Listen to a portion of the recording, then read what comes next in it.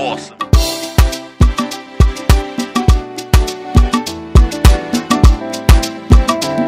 Here we go. Today I made a choice. See, I found a woman that's giving me the joy. She's the sun, the morning light, and she's bright as the moon at night. Oh no, I can't explain, I can't contain the way I feel for you. You are a blessing, baby, you're the best thing. When I look out my window, I see you, you coming, yeah. You make me wonder, no one put us under, but God has joined together forever as one. You make my heart to go, you make my heart to go, you make my heart to go, you make my heart to go, you make my heart to go, you make my heart to go. Listen, you see the wonderful things that I love about you. First of all, you're beautiful, you're beautiful, you're beautiful, yeah. See, I don't go lie, baby, you are so fly. Baby, you love me so right. All I want is your good loving. You are a blessing, baby, you're the best thing. When I look out my window, I see you, you coming, yeah. You make me wonder, no one put us under, but God has joined together forever as one. You make my heart to go, you make my heart to go, you make my heart to go, yeah. You make my heart to go, you make my heart to go, you make my heart to go, yeah. I will sing for you, baby. We're gonna dance around in circles. I'm gonna hold you closer, I'm gonna take you home, I'm gonna love you better. Let's go. La la la la la la, la la la la la la la. Oh yeah, you done make my heart, you done make my heart, yeah.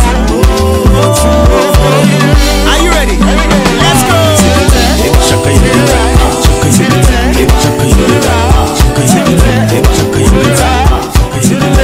To the right, you to the left. You to the right, you to the left. You're just a hater, enemy of progress. Which progress? This is my Valentine. Which progress? It's that time of the month. Let's continue the progress. You just here to the right, you to the left. And let's continue the progress. Yeah, comes on FEMI. Great to have you. Great to have you. Nice to have you again. It's a pleasure to be here. Hey, hold on, time. I'm just Take your To the right, to the left. to the right, to the left. Okay. Wow. Wonderful. I love that song. You know, we've always known Capital FEMI as that guy that serenades you with wonderful R&B. Thank you. Songs and all of that. Thank you. You know, all through time. Thank you. Let's see now. Okay, where do we start from? Let's talk about music. Yes. Origins in music. You know, when right from time, our industry has always been the whole jivey kind of industry. That's but then, you know, your feel, of course, we have a lot of people doing R&B, but you know, you have a very cool feel to your R&B. Thank you.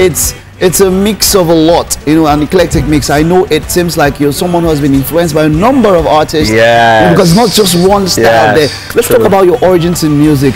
How was it starting musically up for you? My origin in music for me as, you know, a lot of people say, oh, it started from my mom's womb. No, not for me. For me was, I think we're all lovers of music. I think we enjoy music some way, shape, or form. Okay. For me, I just enjoy just hearing music. And I remember as a child, if I hear something, I would just dance. And then as I got a little bit older, I moved to the States at a very young age. Yeah. And then I was more exposed to different kind of sound.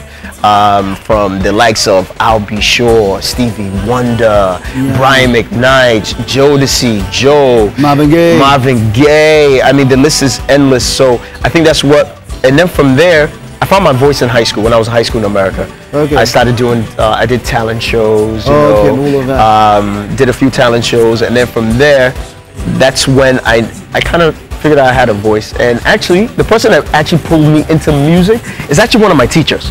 Wow.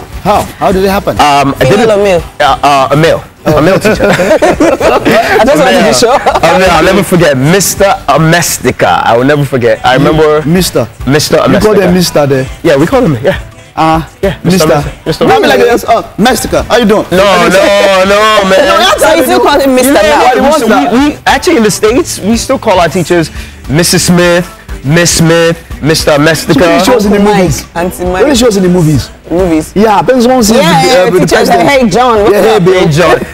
Yo, Barack. a lot of those movies, they sometimes don't depict what's really happening. Yeah. Sometimes. So for me, it was Mr. Mestica, Mrs. this and that. So I remember I did a talent show, and after the show, we didn't win the talent show, but he pulled me over. He was like, Femi, you really have something. You really have a really nice voice. Have you ever thought about, really going into music? And then first thing I thought about was my dad. And I heard that very Yoruba accent. You want more ye? That's all I heard. Okay. So, and then from there, he put a band together. Okay. He put a high school band together. We went from different high schools, playing at different schools. So that's how music really started for me. He pulled me into a band. It was a North High band. So we went from different high schools actually performing. And that's where it really started for me. Where are those kind of teachers? Do we still have them? Yeah, we have them. We have them. It's just... I mean, someone that will take so much interest in you as an extracurricular activity. Now, we're not talking about, we're not talking about your curriculum. You're not talking about something extracurricular. Take the time to set up a band. But for me, I think it's the school system. Oh, I think so. I agree with you. The thing is, I'm all for education, all the way. I want everyone to know that. I think everyone should be educated. I think it's good for you. It gives you that added bonus. Okay. But the truth of the matter is, there's a lot of students out there who their true talent is actually in the arts. You're right. You're right. You're right. And let's really be sincere. Do our school system promote the arts? Okay, you can call in to talk to Capital Femi. The numbers to call in FEMI, pardon me, the numbers to call in 08091 222283 8485 and 86, also 0814 00000283 and 284. Okay, let's get back to you. We're talking about the school system. Yeah, the school system. So even in the States, the school system too, the arts are really suffering. But it just happened, I grew up in the era where a lot of the arts, we had music. You had to take music as one of your courses in high school. Okay. So yeah, so it was actually chorus. So, I was part of the chorus and everything like that. So that's what really got me into music. And then when I got into my first year in college, which is university here, my first year, that's when I joined my first group. With a few guys. What's the name of the group? The name of the group was called Forthcoming. There was Forthcoming. 4 guys. 4 guys. Oh, cool. So, and then from there we did the local thing. We went from local events here and there, and that's where it started for me. And then after a few years, we all just decided, go your own way. No, I think what it is, sometimes when you start those things, you start with that. Oh, that's we're gonna make it. We're the next Jodeci. We're the next that. And then when it doesn't happen right away, it kind of. So we all decided to go on our own way, and I just decided to stick with music. Wow. Yeah. And then you moved back to Nigeria. I moved back to Nigeria. Actually, let me not say I moved back to Nigeria right away. Okay. I came back home. I haven't been home in a long time. Okay. So I came home to visit, and then from there, one thing after the other, my cousin Jide actually kind of introduced my dad into my music. My dad heard my music. He knew I was doing music there, but he wasn't really sure. Just be loud about it. Yeah, so he heard my music and he was like, "Wow, my son is actually he can sing." So he gave me his blessings. Wow. So do you play any musical instrument? I don't play any musical instrument, but I am an instrument. And that's my voice. That's your voice. So who are your major musical influences? You talked about Michael Jackson earlier. Yeah. We were talking about Michael Jackson. I'm sure you listen to a lot of Michael Jackson. Of course. But who exactly is your idol? Who do you say, okay, capital FEMI is crafted after this guy. This guy is mine. The person I can say I'm crafted after, and I think a lot of people sometimes get it, I'll say is Joe. Joe. Yeah. Joe. Now you mentioned it, I just remembered the face. Yeah, the reason I say Joe, I remember Joe's first album. Okay. It was a decent album. It didn't do too well. And then the second album was actually the album that had the, you know, I Just Wanted, all the different songs that we all know now. So that's the album that I remember from beginning to end, I could sing word for word. Did you do any cover for any of this? What's your best joke song if you had to do a cover to it? Do you know what's a crazy thing? I'm actually not a cover artist. Okay. And I'll tell you why. I'm not a big fan of karaoke. Okay. And I'll tell you why too. Okay. Because I feel like karaoke sometimes, you tend to either sing exactly like that artist or better. And and usually sometimes I feel like I don't even sing as good as the artist, or even better sometimes. So when karaoke, if you see me at a karaoke, I'm doing a rap song. You won't see me doing a song. I would do like Vanilla Ice, baby. Oh yeah, stop. Wait, listen, Ice back with a brand new edition, something, all that stuff.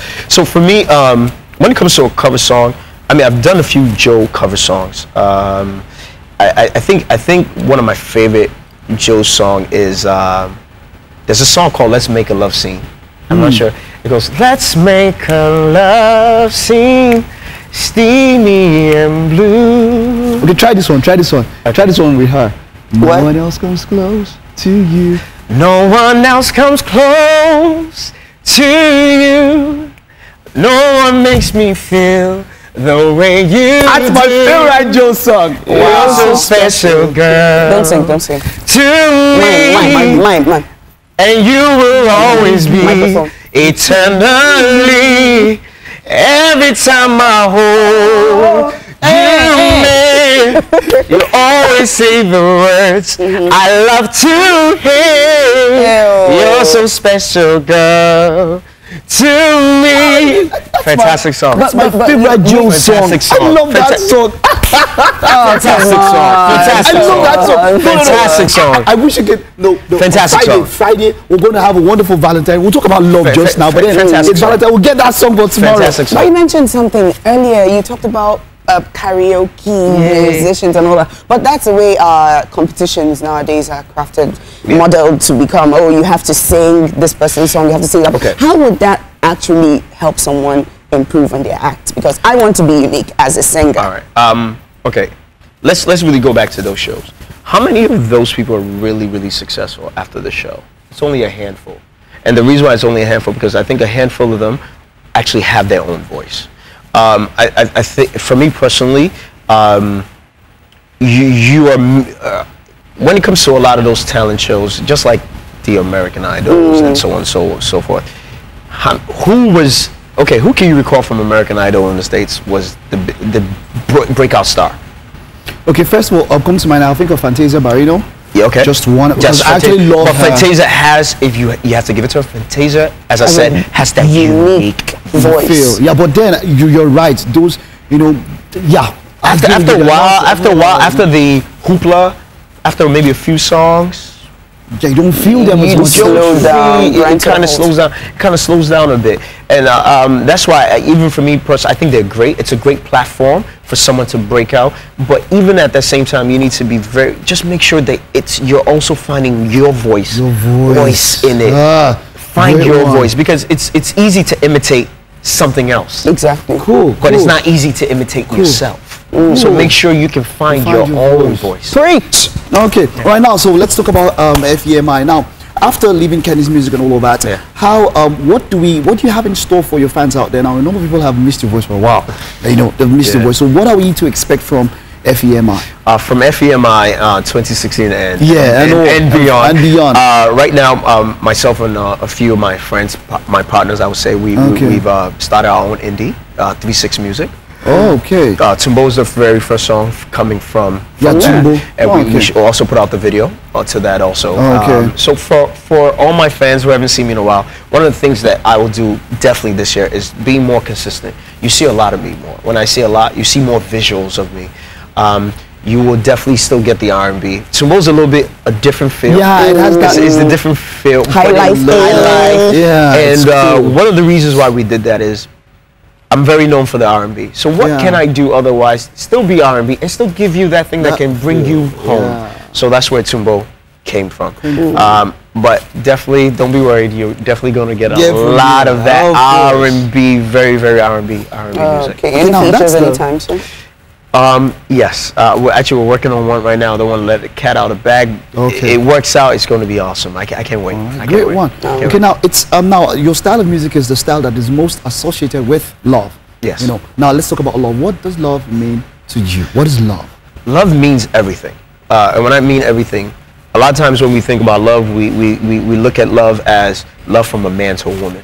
No. Love is from father to son, mother to daughter, self-love, child to child. So love is everything. We need more of that. And when I say we need more of that is, if you look at the world is just getting more, it's like hate is a big thing right now. It is. Hate is taking over love so much. I mean, you can, even in jokes, yeah. Go, I hate you. Yeah. even in jokes, you know. We love to hate. We love to hate. Exactly. So love for me means a lot. Love is everything to me, and I think that's why also R&B music has always been very dear to me. Yeah. Because R&B music speaks about love in different ways. It could be even in heartbreak. There's love in the heartbreak. Before the heartbreak, there was love. Even through that heartbreak, there's love. There's a song I sang called "Don't Let Go." Yeah, don't let go. And with that "Don't Let Go" song, is actually something that happened to me. I was pleading for someone, don't let me go. Let's get it this way. How long should you hold on? And how would you know when you should let go or when you can still hold on? Because at times, holding on might be more harmful than letting go. Personal experience. Okay. No, generally. Personal. No. Me, I just know how to let go. It depends on the understanding that you both have. Every relationship is different in every different form. I believe when you should let go, if you're in an abusive relationship, I definitely believe you should let go. A lot of people in abusive relationships don't know their. That's when you want to hold on. And when I mean abusive relationship comes in different forms. Verbal abuse, physical abuse. Verbal abuse is actually the most abuse. A lot of times we think it's the physical abuse. Yeah. It's the verbal abuse. I've seen someone say to someone that they've been with for years, and the words come out. I'm like, how can you say that to the person that has almost like 3, 4, 5 children for you? What did that person do that bad? And the person never laid their hands, but the verbal abuse, even I was like, what's going on? So I think what it is letting go is hard. Okay. It's extremely hard. Let's be very honest. Okay. Sometimes you don't want to go into something new. The fear of the unknown. Will somebody love me again? Will someone cherish me like that person? As much because no matter what, that person cherished you at a moment. So would someone cherish me like that? Well, the truth of the matter is, you will know when you really need to let go. The question is, are you ready to let go? You know, and then there's some things you don't need to let go. There's some things you can work out. I think sometimes we quit too easy. I mean, I go back to my grandparents. Man, they were together for like years. Yep. And it wasn't rosy. My grandmother told me stories. It wasn't perfect, but they knew what they had was. It made sense. It made sense, right? Okay. All right. Wonderful. I need to come on Sunday and just give relationship advice. Thinking like the guys in the Valentine's Day and then the capital FEMI is just there serenading them and all that. That'd be so cool. Then sometimes the music goes down and you talk. That'd be so cool. You just gave me a lovely set right now. You just gave me a set. I like that. You just gave me a lovely set. Wow. 50%, please. 50%. We can work it out. We can even make it 60-40. I'm 60 for me. 60-40. As long as I'm getting it. For me, I don't believe in. I don't have to have the whole pie. Let me just get it. I like this guy. It's nice to do this. Okay, FEMI. So how do your fans keep in touch with you, social media and all of that? All right, it's very easy. Everything: Twitter, Instagram, Facebook, Capital Femi. That's it. At Capital Femi. And then also you can just join me on my website. Okay. www.capitalfemi.com. Whoa! Now this guy is really. When I think of Capital Femi, I'm just thinking of one guy there, one just guy there. You know what just came to my mind? Very, very unique. Now this is the period where a lot of people just put R&B and love to seasons. Valentine period, you can bring that up. And I'm in love, I can bring that up. But every other time, So it's really nice. You're cool guy. All right, it's been good having you on the show. Thank you very much. Thank you very much. Okay, it's been a great show, a wonderful breakfast show on RTV TV. We'll see you on tomorrow. Remember, send your selfies in on Instagram to win the hashtag